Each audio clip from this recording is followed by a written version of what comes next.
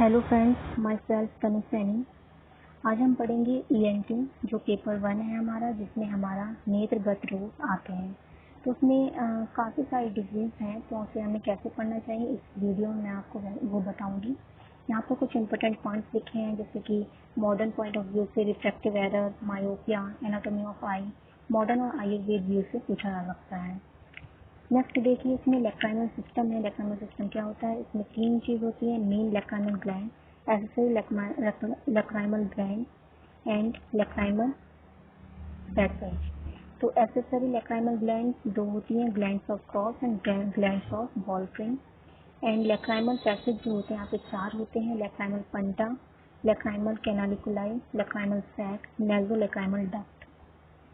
जो लेक्राइनल फंक्टा है वो दो होते हैं नंबर में, और कैनालिकुलाई भी आपके पेयर में होते हैं। तो पहला है हमारा संधिगत। इसमें आप पढ़ेंगे, इसमें आपके पांच हैं। पहला संधिगत है, दूसरा वर्तनगत है, तीसरा शुक्लगत है, चौथा इसमें कृष्णगत है, पांचवा सर्वगत है और छठा दृष्टिगत रोग है। तो पहला हम पढ़ेंगे संधिगत रोग।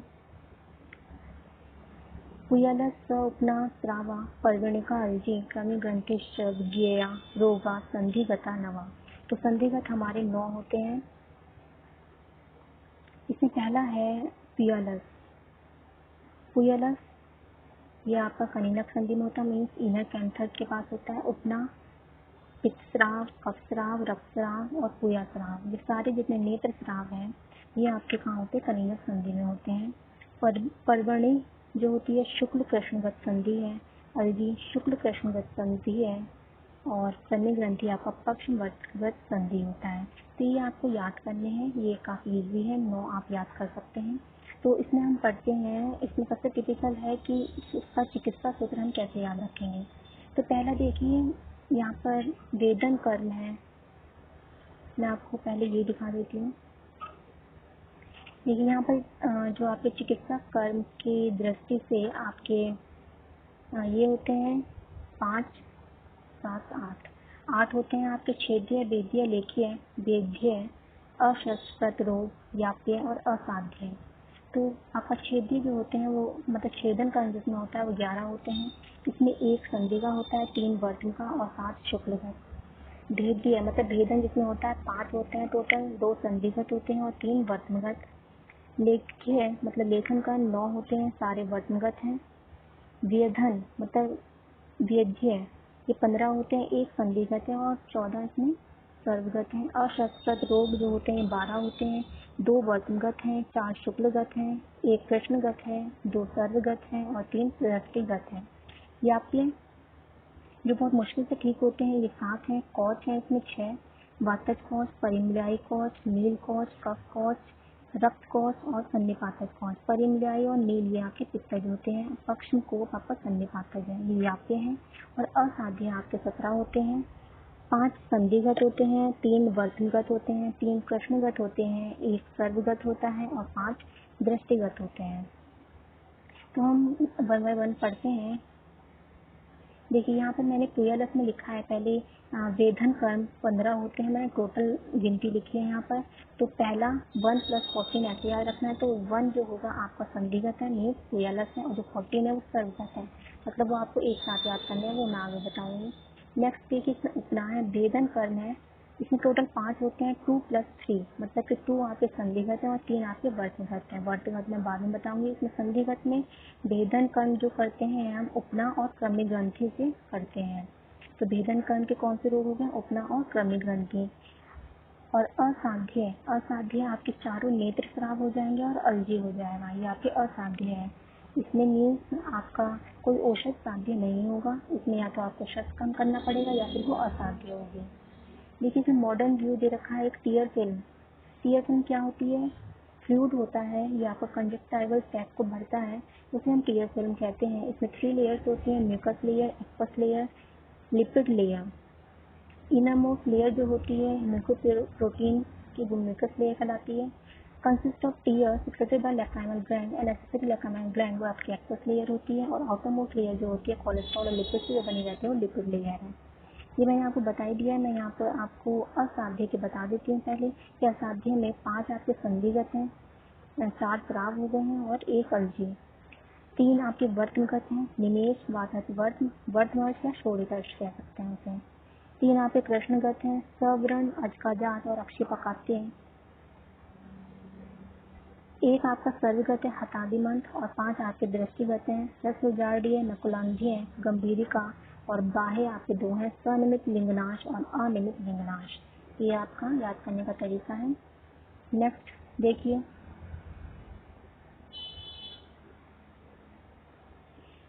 देखिए, आपका वर्तमगत है, तो वर्तमगत की कितनी मिलती है? ये आपके 21 होते हैं फिजिक्स के अकॉर्डिंग। तो हम डिजीज कैसे याद करेंगे इसमें? देखिए, पहले आप लेखन कर्म वाले एक साथ याद कर लीजिए। उत्संगनी, कुंभिक, पीड़िका, वर्तम शर्करा, बहल वर्तम, पोतकी, वर्तम बंध, क्लिष्ट वर्तम, वर्तम कर्दम और श्यावर्तम। ये आपके लेखन कर्म होते हैं। 9 ही लेखीय रोग होते हैं जो आपके वर्तमगत होते हैं। फिर आपको क्या याद करना है? असाध्य जो होते हैं, इसमें 3 बताए गए हैं, निमेष, वातज और वातज। असाध्य ऐसे याद करिए। भेदन का मैंने बताया था कि 5 भेद्य रोग हैं, 2 + 3, तो 2 आपके संधिगत होते हैं, जिसमें आपका क्या था, उपना और आपका क्रमिक ग्रंथि था, और 3 आपके यहाँ पर हैं, लगड़, अंजनामिका और विषवर्त। नेक्स्ट देखिए, छेदन कर्म। छेदन कर्म आपके 11 होते हैं। यहाँ पे पहला मतलब आपने पहले पढ़ा था कि पर्वणी एक छेदन कर्म है, इसमें 11 रोग होते हैं छेदन कर्म में। तो 1 + 3 + 7 ऐसे याद रखना है आपको। तो 1 आपका संधिगत हो जाता है जो कि आपका पर्वणी है। 3 आपके वर्तमगत हो जाते हैं जो कि यहाँ पर मैंने बताए हैं, अर्शोवर्तम, शुष्क अर्श और वर्तम अर्बुद। और आपके 7 क्या हो जाते हैं? अर्म हो जाते हैं। 7 मतलब 5 इसमें अर्म हो जाएंगे, और सिराजाल और सिराज पिंडिका। तो अर्म आपके 5 कौन से हैं? प्रस्तरारी, शुक्ल, लोहित, अधिमांसज और स्नायु अर्म। ये आपके छेदन कर्म होते हैं। तो 11 हो गए आपके, मैंने यहीं पर बता दिया है। ऐसे आपको याद करना है। और औषध शादी 2 ही है इसमें, एक क्लीन और एक अक्लीन। वैसे आप इसे याद कर सकते हैं। नेक्स्ट देखिए, इसमें शुक्लगत। शुक्लगत आपके 11 बताए हैं सुश्रुत ने। इसमें 5 आपके अर्म हैं, प्रस्तरारी, शुक्ल, लोहित, अधिमांसज और स्नायु अर्म। ये मैंने पहले ही बता दिया कि ये छेदन कर्म है, 11 होते हैं आपके। 1 + 3 + 7। 1 क्या है आपका? पर्वणी का है जो संधिगत है। 3 आपके वर्तमगत हैं जो कि अर्शोवर्त, शुष्क अर्श और वर्तम अर्बुद। और आपके 7 क्या हैं? शुक्लगत हैं। 5 अर्म हैं, प्रस्तारी, शुक्ल, लोहित, अधिमांसज, स्नायु, सिराजाल और सिराज पिंडिका। ये सब आपकी छेदन कर्म है। तो ऐसे आप इनको याद रख सकते हैं, शुक्ल कर्म को, शुक्लगत रोग को। अब अगर आपको याद करना है कि इसमें आपके बाकी जो है वो औषधि चिकित्सा है, तो आप ऐसे याद रख सकते हैं कि शुक्तिका, अर्जुन, पिष्टक, बलास, ग्रथित, ये आपके औषधि चिकित्सा है। जो ये नीचे के जो ये 2 हैं, सिरोत्पात और सिराहर्ष, ये औषधि चिकित्सा बताई तो है, लेकिन ये बागभट में बताई है, तो हम यहाँ पर इसे कंसिडर नहीं करेंगे, क्योंकि सिरोत्पात और सिराहर्ष सुश्रुत ने सर्वगत में माना है, ना कि शुक्लगत में। शुक्लगत में बागभट में माना है और इसकी चिकित्सा का ये औषधि साध्य। लेकिन जब हम सर्वगत में पढ़ेंगे तो इसकी जो चिकित्सा होगी वो वेदन कर्म होगी। तो इसे हमें याद रखना है, ये हमें ऐसे याद रखने हैं। नेक्स्ट देखिए, यहाँ पर मैंने थोड़ा सा कॉर्निया के बारे में बताया कि कॉर्निया क्या होती है आपकी। ये transparent avascular watch glass like structure है जो कि आपका एंटीरियर 1/6 होता है आउटर फाइबर फोर्थ का। और डायमीटर क्या होती है? हॉरिजॉन्टली इसकी 11.5 mm होती है और वर्टिकल 11 mm होती है। स्ट्रक्चर में इसमें 5 लेयर्स हैं फ्रॉम एंटीरियर टू पोस्टीरियर। पहला एपिथेलियम, सेकंड वुमेन मेम्ब्रेन, सबस्टेनिया, प्रोटिया या कॉर्नियल स्टोमा कह सकते हैं, या डिस्मेंट मेम्ब्रेन फोर्थ है, और फिर आपकी एंडोथेलियम है। नेक्स्ट देखिए, इसमें प्रश्नगत है। इसमें 4 रोग होते हैं। प्रश्नगत रोग जो होते हैं ये वात से इसकी उत्पत्ति होती है कृष्णमंडल की। नेत्र आयाम का 1/3 भाग है। ये काफ़ी इंपॉर्टेंट है, इसका मॉडर्न और आपका आयुर्वेद व्यू भी पूछा जाता है। तो देखिए, आपको कैसे याद रखना है? साध्य सिर्फ एक ही होगा, अवरण। और जो बाकी के जो 3 होंगे सवर्ण अटकजात अक्षपपाती आपके असाध्य हैं, तो इन्हें याद करने में कोई दिक्कत नहीं होगी। नेक्स्ट इसमें है सर्वगत रोग। ये आपके जो होते हैं ये 17 होते हैं। इसमें मेन क्या याद रखना आपको, अभिशयन और अधिमंत, ये आपके 4 होते हैं। तो वातक पित्तक कफज और रक्तज, अभिशयन वातक पित्तक कफज और रक्तज अधिमंत होते हैं। जैसा कि मैंने आपको पहले बताया था कि वेधन कर्म जो हम पढ़ रहे थे 1 + 14, तो वेधन आपका 1 जो होता है वो पुयालस होता है, बाकी के जो 14 हैं वो आपको यहाँ मिलेंगे। तो आपके अभिशयन और अधिमंत मिलाकर आपके 8 हो गए हैं, ऐसे याद करना है। हतादिमंत से एक है इसमें असाध्य। अब वेधन कर्म वात पर्याय अन्य तो वात आपको ये अलग से याद करना, यही वेधन कर्म है। नेक्स्ट अशोक सशोक नेत्रपात ऐसे याद कर सकते हैं वेधन कर्म। और सिरोधपात और सिराहर्ष, इसे आप बहुत अच्छे से याद रखिएगा क्योंकि सिरोधपात और सिराहर्ष सुश्रुत ने सर्वगत में माना है, जिसको वेधन कर्म कहा है, तो हम वेधन कर्म ही मानेंगे। और सुश्रुत ने क्या कहा है, उन्होंने शुक्ल गत में रखा है सिरोधपात और सिराहर्ष को। उन्होंने क्या कहा था, उन्होंने उसे औषधि साध्य कहा है, लेकिन हम उसे नहीं मानेंगे। इन्होंने बस आपको ये याद रखना है कि सुश्रुत ने सिरोधपात सिराहर्ष माना है, लेकिन बागभट ने क्या माना है, इनकी जगह अक्षिपपात्य माना है। तो हम बागभट की बात नहीं करेंगे, अभी सुश्रुत की बात करेंगे। अब आपके जो बचे हैं सिर्फ आपके 2 बचे हैं औषधि साध्य, सूक्ष्म अक्षिपाक और अम्लीय दूषित, ये आपके औषधि साध्य होते हैं, तो कोई दिक्कत नहीं आएगी आपको याद करने में। नेक्स्ट देखिए आपका दृष्टिगत रोग है। इसमें आप मॉडर्न व्यू ये देख लीजिएगा। WHO के अकॉर्डिंग ज़ीरोफ्थैलेमा की classification and national programme for control of blindness, ये आपका पूछा जा सकता है। ये आपकी कॉज फीमेल लिंगनाश में डिफरेंस। दृष्टिगत कितने होते हैं आपके, 12 होते हैं। इसमें देखिए आपका मेल है लिंगनाश।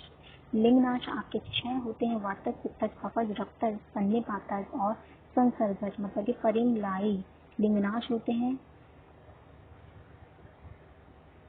इनको असाध्य माना है, ये ठीक नहीं होते हैं लिंगनाश, जैसे कि हमसे मॉडर्न में कोरिलेट कर रहे हैं कैटरेक्ट से, ऐसे याद रख सकते हैं।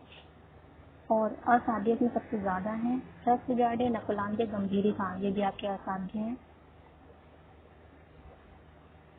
और इसमें आपका जो औषधि साध्य है वो पित्त विदग्ध दृष्टि, कफ विदग्ध दृष्टि और धूमदर्शी, मतलब डे ब्लाइंडनेस, नाइट ब्लाइंडनेस और रेटाइनल हेमरेज जो है ये आपके ठीक हो सकते हैं। लेकिन नीचे मैंने ये शॉर्ट में बताया है कि सुश्रुत ने लिंगनाश 6 माने हैं, पित्त विदग्ध दृष्टि, श्वेत विदग्ध दृष्टि, धूमदर्शी, रसजार्डे नकुलांदे और गंभीर का ये माने हैं सुश्रुत ने। बागभट ने 7 लिंगनाश कहे हैं, वात पित्त कफ रक्तज सन्निपातज संसर्गज और औपसर्गिक इन्होंने एक्स्ट्रा माना है। 6 तिमिर माने हैं इन्होंने, 6 कौच माने हैं और 6 दृष्टि माने हैं।